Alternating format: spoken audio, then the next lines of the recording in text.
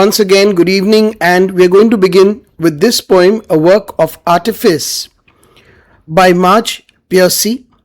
She's now 90 years old, and this is an ICSE poem in the class 9th syllabus. So it could come in the first term, second term, it depends on whichever term the teacher wants. Got it? But basically, this is in the 9th standard syllabus. For those of you who have it in your syllabus right now, please stay with me and then we'll work on this wonderful poem, a work of Artifice.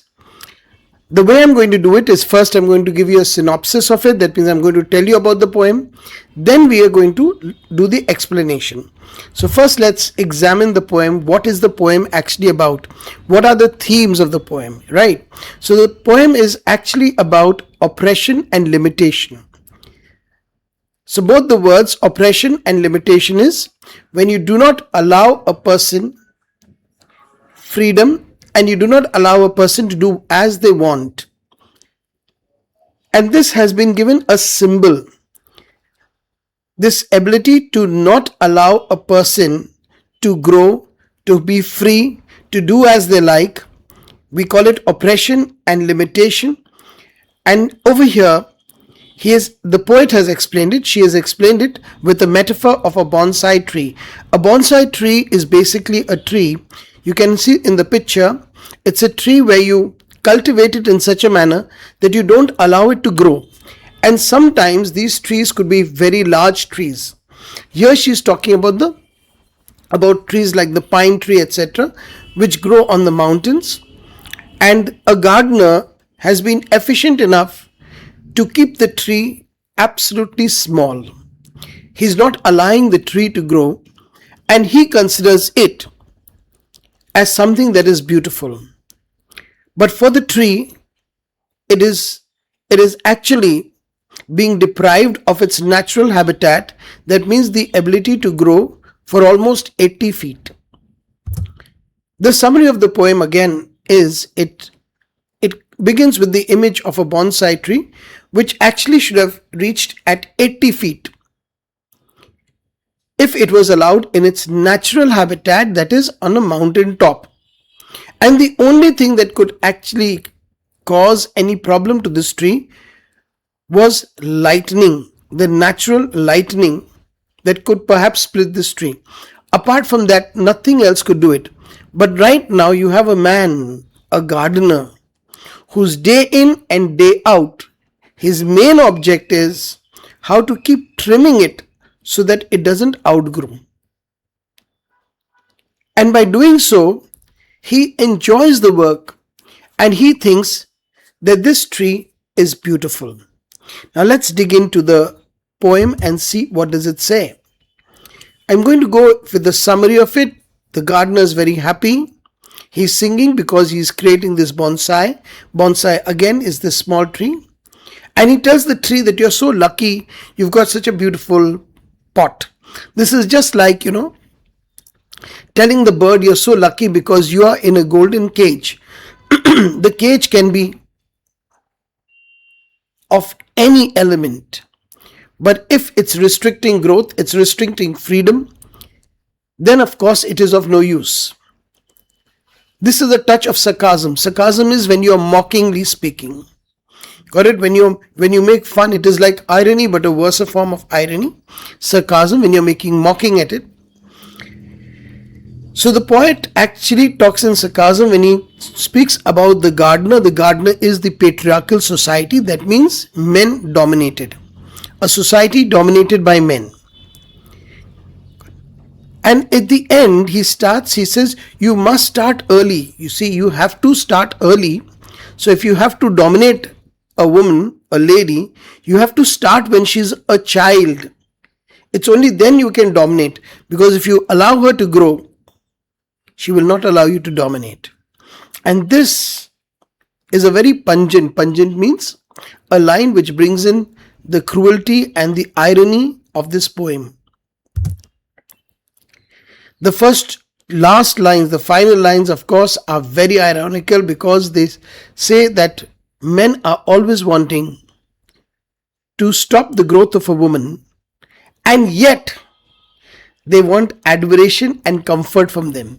So somebody who you've not allowed to grow, someone you've not allowed to be happy, how can that person admire you or give you comfort? So this is exactly what the poem is trying to tell us. Shall we dig into the poem? I hope you've understood that much. And now we begin. The bonsai tree in the attractive pot. So you see, it's such a funny word. Bonsai means small. And then we're using the word tree. It's almost like an oxymoron.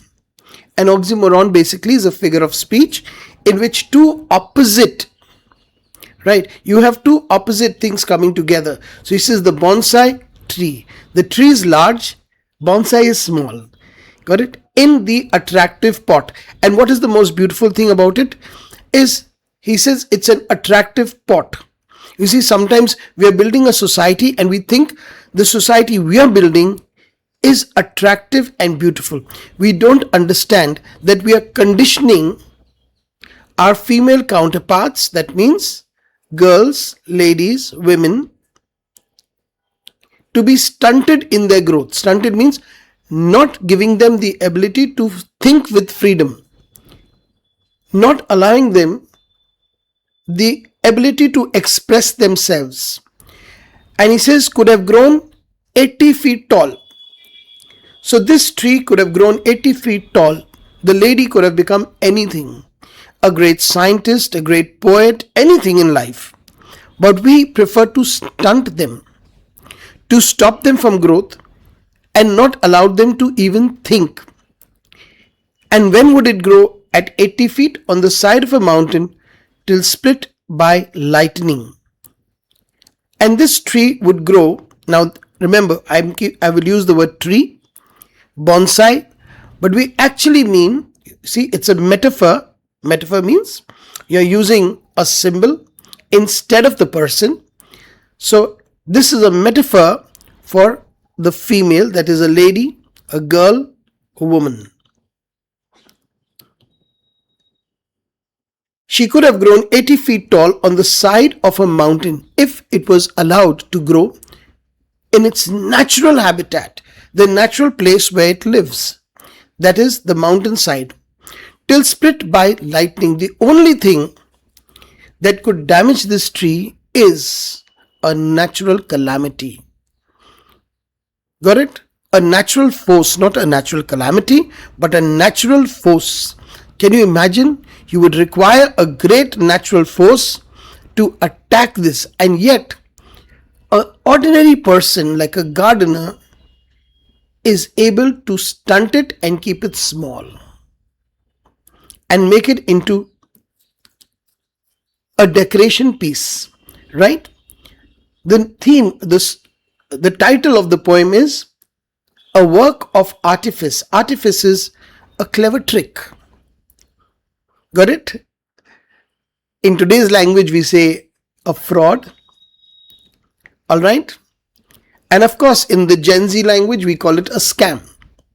So he says a work of artifice, that means a work that is a scam, it's a fraud, it's a trick. For what? To keep someone who could grow up to 80 feet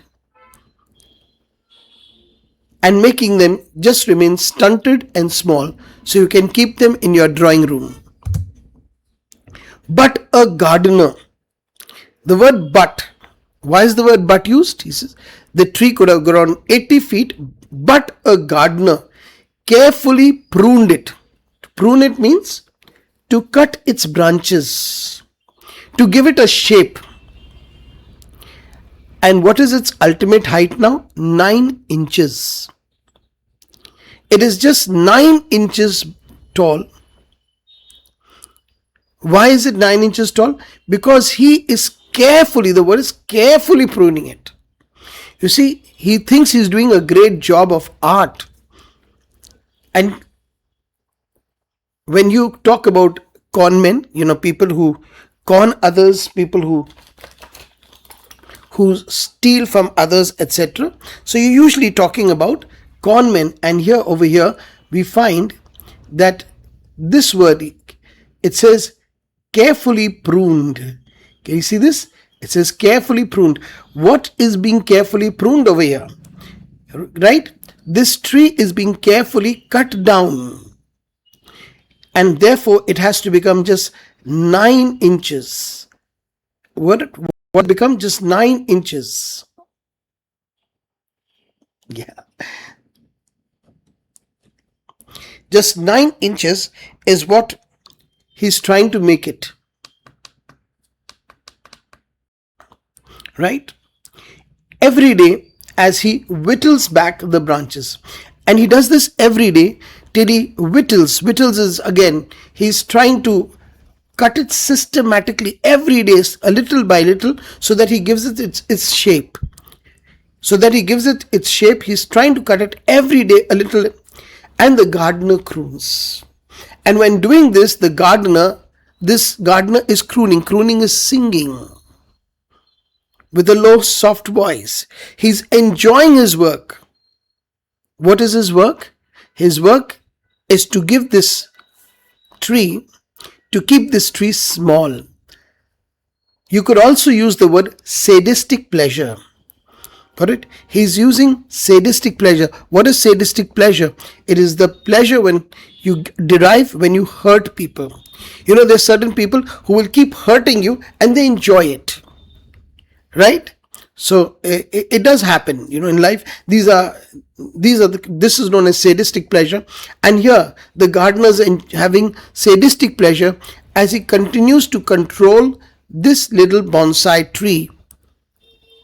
I'm using the word little, but actually it's an 80 feet tree which has been curtailed is stagnated, dwarfed to just 9 inches. It is your nature to be small and cozy. He says it is your nature to be small and cozy. Cozy is comfortable. Whose nature? The bonsai tree's nature. Who decides what? How can man decide what is the female's nature? How can patriarchal society decide what a woman wants and what she doesn't want? Please take down your notes. Write them down very neatly. Got it? It is your nature. Who decides nature? And why does the man have to decide this nature? It is your nature. How did he ever say that it is your nature? It is not her nature. It is not the nature for the tree to become a bonsai, to remain a bonsai. Its nature is to grow 80 feet. Its nature is freedom. Its nature is to speak about things, to move ahead. But here he says it is your nature to be small and cozy. This, of course, is very ironical. Ironical means opposite. It is not the nature to be small and cozy. But he says it is your nature to be small and cozy according to man or the patriarchal society. Domestic and weak. So what nature does man decide for woman? That she should be small, she should be cozy, she should be domestic, just like an animal, so that you can control it. And she should be weak. And after all the oppression, what does patriarchal society say? How lucky little tree. He says, how lucky little tree, not the tall tree, not the original tree, but he says, how lucky little tree to have a pot to grow in. He says that you have been given a pot, a society to grow in. Because we want women to be according to what we want in society. What the patriarchal society decides, that is what they want. And it's such a oxymoron, got it? Of course, opposite. It is so contradictory that after so much of oppression, after so much of limitation is limiting the actual growth. What does the patriarchal society say? It says to have a pot to grow in. Just because you give them a pot, he's talking about himself. He's already praising himself, all right? This is always known as self-praise. The patriarchal society is always praising itself because we have a culture. They call it a culture. Got it? They said, if this is our tradition. What is your culture? What is your tradition? To stop women from growing. And this is what the poet wants to teach us and tell us. With living things, and now comes the harshest reality. He says, when things are living, one must begin very early. He says, you must begin very early. It should be a child, a girl who can hardly decide what she wants. And only then can you dwarf their growth. Only then can you keep them very small. Otherwise, it's not possible. And perhaps this is the cry of the poet, that women have been conditioned. The word is conditioned. Please write it down. Women have been conditioned to remain small and dwarfed so that they do not grow. Right? God bless you all. I hope you've understood this poem. In case there's a question that you have, you can always write to me, put it in the comment, or you can message me, etc. And I'll definitely try to answer it. Okay, God bless you and have a nice day. Yes.